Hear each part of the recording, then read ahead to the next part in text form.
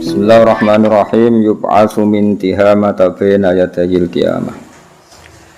Yub'atsu dan utus sapa Rasulullah sallallahu alaihi wasallam min tihamata sangking kawasan Tihamah.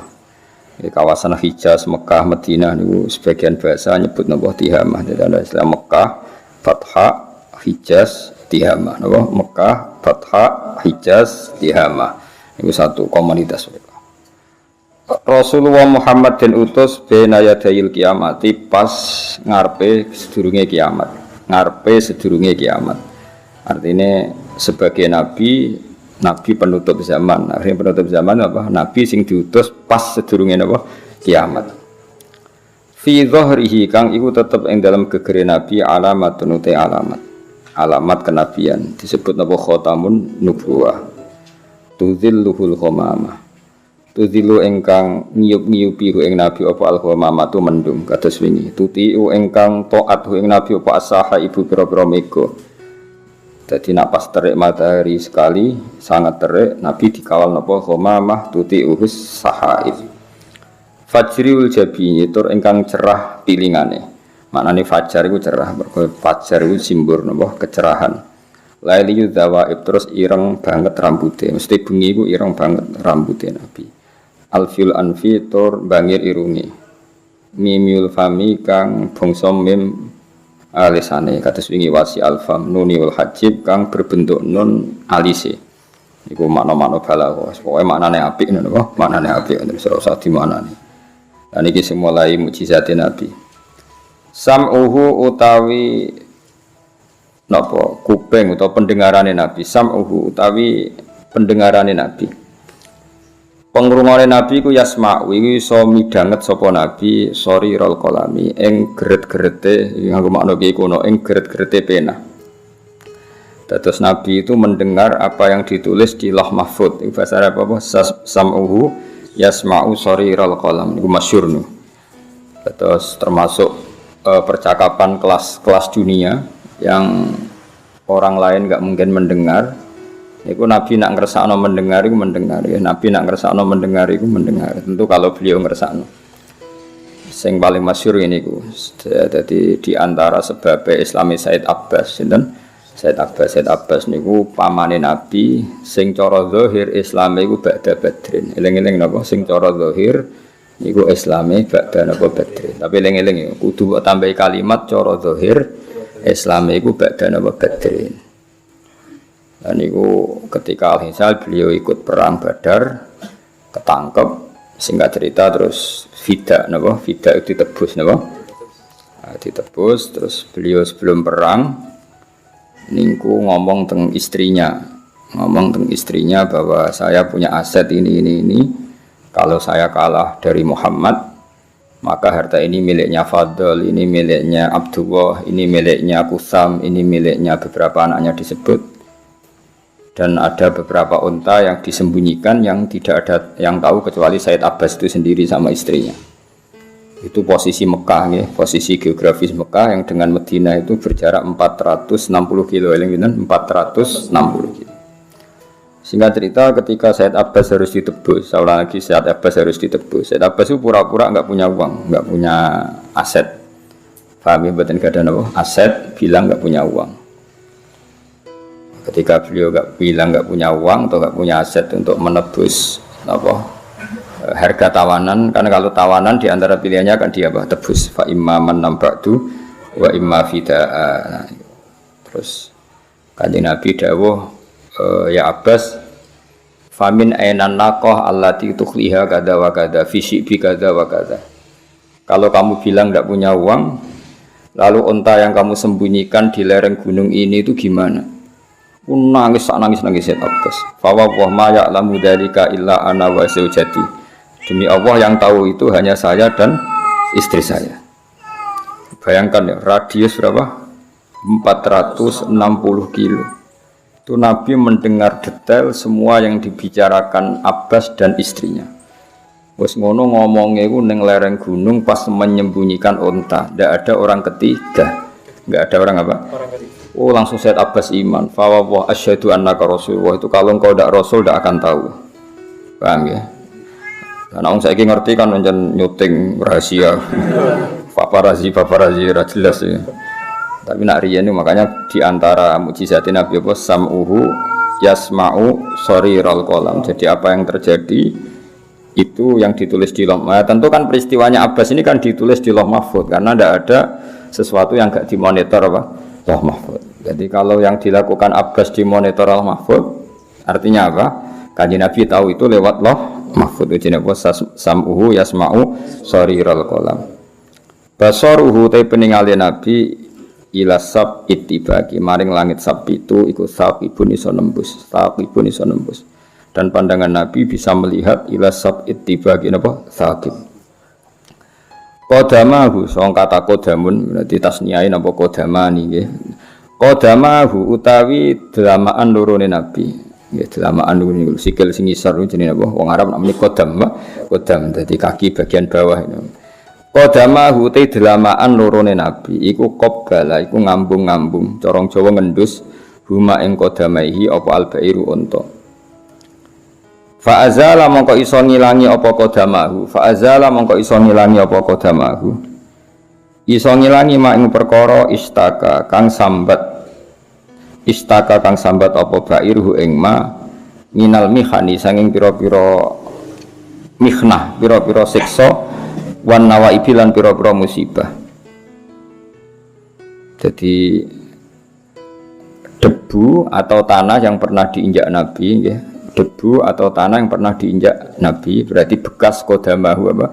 Bekas telapak kakinya Nabi. Ini ku nak unta berkesel dipekerjakan oleh majikannya atau sapi capek karena dipekerjakan majikannya dienggo ngluku, dienggo bajak. Niku pengobatannya itu cukup ngendus-ngendus apa yang pernah diinjak Kanjeng Nabi. Iku bahasa Arab napa? Qadamahu qabbalahumal ba'iru fa azala mastakahu minal mihani wan nawai. Ya dadi walhasil bekas-bekase Nabi wae kewan wae tabarruk. Ya napa kewan wae tabarruk. Itu iki dadi madzhab Ahlussunnah wal Jamaah. Dadi tabarruk golek berkah asar iku ana wong unta wae golek-golek atau ngendus-ngendus apa-apa yang pernah diinjak Kanjeng Nabi dan kemudian itu bisa menghilangkan minal mihani wan nawaib kecapean-kecapean dan siksa-siksa di bedati majikane disiksa majikane ku ilang kabeh mergo ngendus bekas qadam yang diinjak oleh Rasulullah atau qadamu atharu qadami Rasulillah itu bahasa Arab ya qadamahu qabbalahumal ba'iru fa azala mashtakahu minal mihani wan nawaib. Delamaan untuk ngendus malah pingsan langsung kesemper terus kudisen diambung malah pingsan ya jadi diantara mujizat Nabi apa qadamahu qabbalahumal fa'iru fa'azala mastahanu minal mihani wan nawai amana bidobu amana dadi iman percaya bi iklan kenabiane Kanjeng Nabi apa adobu kewan tok mbah namane iki kawuk Arab sing warane makna kawuk Jawa wa salamatan uruk salam alaihi ngatasi Nabi apa alas jaru pira-pira wit wa khotobat lan iso ngitopi ing Nabi apa alas jaru pira-pira watu kemana kenabiane Nabi bahkan diakui oleh hewan dok oleh pohon dan oleh bebatuan wa hanna ilaihi jifu hanina hazinin natib wa hanna lan dadi ngrintih ku sambat manja ilahi maring Nabi apa al jifu apa kayu sing wis dipotong wong Arab namune jizun hani nahazinin kaya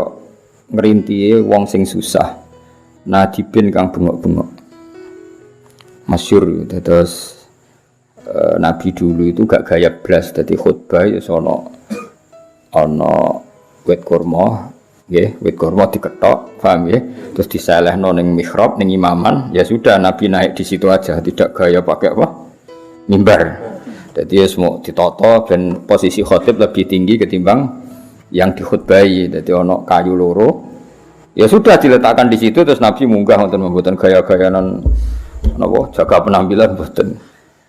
Singkat cerita, karena Nabi punya keluarga dari ibu, yaitu Bani Najjar, itu kan punya kecakapan bikin kayu, bikin mimbar. Mulai dari Najjar, tukang batu, tukang kayu, paham ya? Singkat cerita, keluarga dari Nabi yang Bani Najjar ini bikinkan mimbar, mimbar yang sekarang masih itu.